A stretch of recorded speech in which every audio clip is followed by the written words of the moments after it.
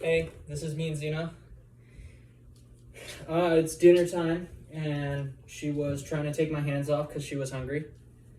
And now we're practicing placeboard. And we're just using a plastic tub lid as a placeboard because those placeboards are fucking expensive. And why would you pay for one when this literally does the exact same thing? It's the same size, you know? The only thing is, I guess a placeboard is a little more elevated, but I mean, I don't think it changes much. Let's actually move her placeboard.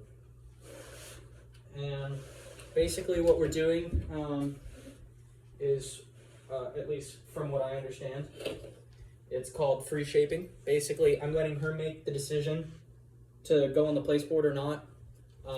We're not trying to use any sort of command word or anything. Basically, just when she steps on the placeboard, she gets her food, and when she doesn't get food. And when she runs over to the garbage can to try and get into the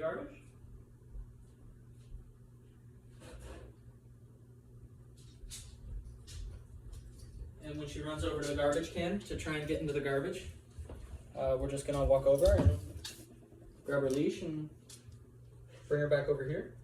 Let's see if she gets this. Okay. And now she's got this down pretty pat. So right now we're waiting for the down.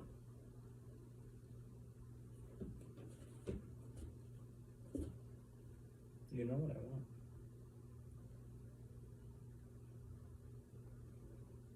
See, she knows what I want, but since I don't have my hand in the treat pouch ready to go, she's not doing it right now. And now she's just gonna step off. So I'm gonna encourage her to get back on a little bit with body language. And I'm gonna wait for her to do that. And then when she looks at me, she's not all the way how I like it, but see, I should have rewarded her right there. Because she almost had it, but not quite. See, now she's kind of confused.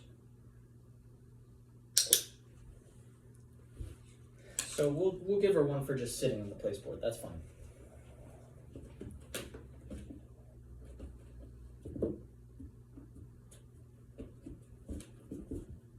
There we go. That's what I want. Big reward. A lot of kibble.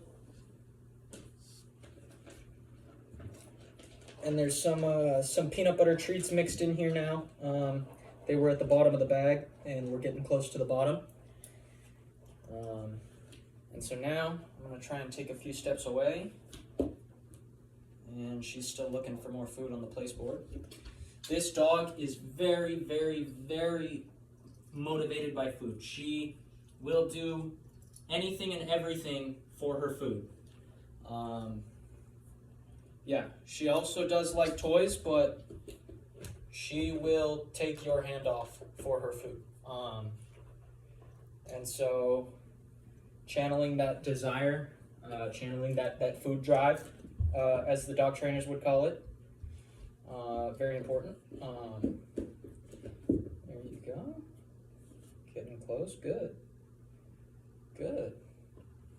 And we're starting to introduce the word good. Good means you're doing good, and I'm gonna pay you soon. Yeah. Zena down.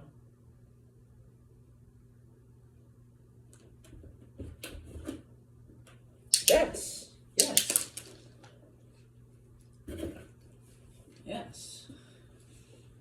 Where'd that other piece of kibble go? Bounced all the way over here. Yes. And so the important thing is she has to have a solid foundation, understanding that the clicker and the word yes means she gets food. And we can go from there. And if I take a few steps back and she gets up, I just kind of show her, no, this is where I want you. And yeah, we started this a little bit last night. We didn't have the placeboard. It was more just, we were trying to get her to stay in one spot. The placeboard really helps because she doesn't understand the difference. What if I'm staying on this part of the floor versus this part of the floor, there's no difference to her, whereas she can obviously tell, okay, you want me to stay here. And that's exactly what I want. Yes. And the other thing I see people do is before you give the treat, raise the treat to your head, because what we want is eye contact. And so if you're feeding her the treat from the pouch or from your hand, from your hip, she's going to be staring at your hand or your hip waiting for that treat. But if she knows the treat is coming from the face, like, whew, then she's going to be looking here. So let's get you to do the... Yes.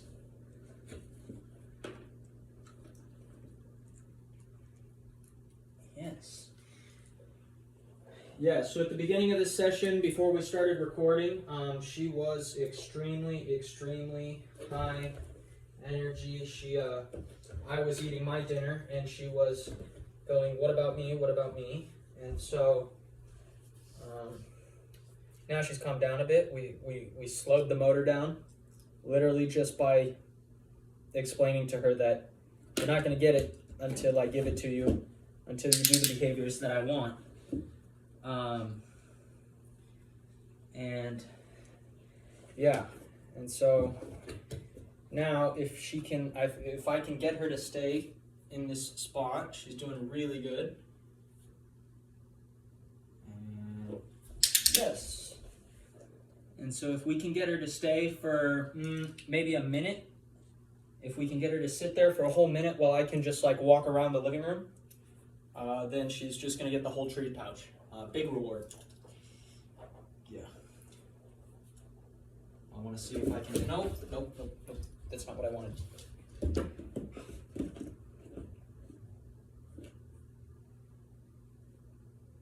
And now I'm not going to pay her for going back on the board,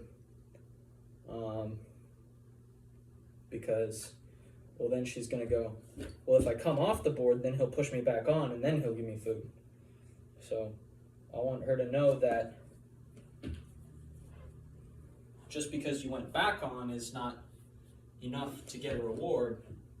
You got to sit there and be patient. Yes. And so slow building up. And this is, I'm going to say this is still positive only. I think we're only doing positive. Me crowding her personal space is a little bit of a negative thing, you know. Nobody likes their personal space crowded. So if I have to crowd her personal space to get her back on the board, that's fine. Now I want to see if I can go around the couch here. And if I can go around the sofa and she stays there, yes, that's really good. Now I want to see if I can go behind her and she's not going to come off. Oh, and she got up. That's fine. That's fine. I'm going to wait for her to get into that position that I want. And then I'll pay. Give her some treats.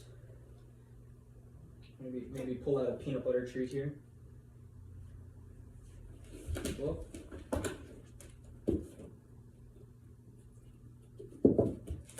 Yeah, you're doing really good, girl. Good.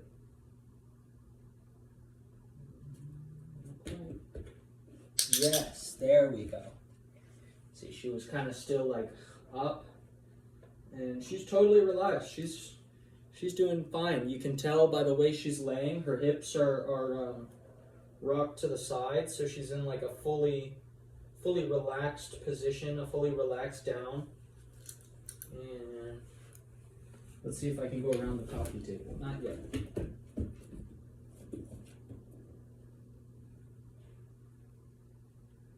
Yeah. So if I have to push her back on, that's not. She doesn't deserve a reward for that. If I can just get her to, yeah. And so again, from what I can tell, from the little bit of research and learning I've done, I'm gonna go a little slower around the table. Oh, and she got up and she's on the table, and I'm gonna give her a little bit of a little bit of a stronger redirection. I'm not going to call it a correction because I don't think I'm correcting her. I'm just redirecting her. That I don't want her up on the table. I want her on the board. And from the little research I've done, they call this free shaping because she is freely shaping the rewards. I don't know. I'm freely shaping her behavior. I don't know why they call it that. But she's making the decisions, and she's understanding that when I decide to do this, that's when I get rewarded. And if I don't do that action, then I'm not getting anything. And I have to do that. And it's a lot, she understands better. Her comprehension of what I want her to do is a lot stronger if we do it this way, right? Me just giving her, basically, it would be like the teacher, when you food lure, it's like the teacher just giving you the answers, holding your hand and walking you through the test. This is a little bit more in depth of just her, and I'm moving very slowly so that she doesn't get excited. And I realize I step out of frame every time I try to circle the furniture. But yeah, and I want to just come here and adjust the camera. Let's see if she stays. And yeah, and I'm moving very slowly because what I'm learning with her. I'm learning that if I move quickly, she's going to react quickly. That's very good. That's very good, girl. Good girl. And so she is just doing amazing. She's learning very quickly. And I'm going to give her one more duration test. And right now, I still don't even want to put words to what this is. We're going to go 1,000,000% just on body language. Dogs don't speak to each other. I mean, they bark and whine, and they do have that little bit of auditory communication. But the majority of it is just based on body interaction. And so I don't know if the frame can see me, but I am on the other end of the room, and I'm actually standing by her food bucket right now. So normally if I was standing next to this bucket, she would just, and she got up. I kind of set her up to fail there. I made her wait a little bit too long for a reward. But normally if I was standing by that bucket, she would charge the bucket and start pestering me to open it and give her food. And so what I'm doing here is, we're just trying to get her to understand patience pays. And there we go.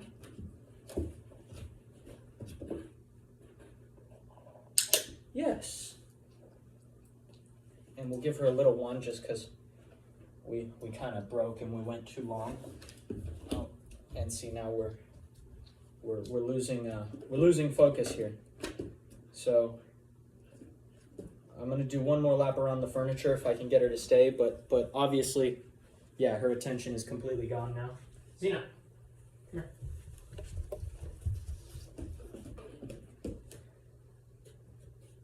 So if I can get one more lap around the furniture, then I'm gonna give her the whole bag. And we're struggling. So this is the other thing, very important when we're training our dogs, that I'm having to learn with her again, is, what's her attention like? And surprisingly, we've been doing this now. We've been at it for almost 30 minutes, as far as I can tell. Xena, come here. And so that one I'm going to reward because that was the recall. And I'm just going to reward that because we also have been trying to practice strong recall. For the most part, her recall is good, but when we're in the backyard and she's chasing leaves in the wind, and I don't want her chasing leaves in the wind or running through the bushes and getting full of stickers and stuff, then and I'll give her one for that. Yeah, so we also need to practice the recall, but right now we're trying to just get her patience. Steady patience. And so she'll just give me a lap around the furniture. No. So she saw me unclip the treat pouch there, and she got too excited.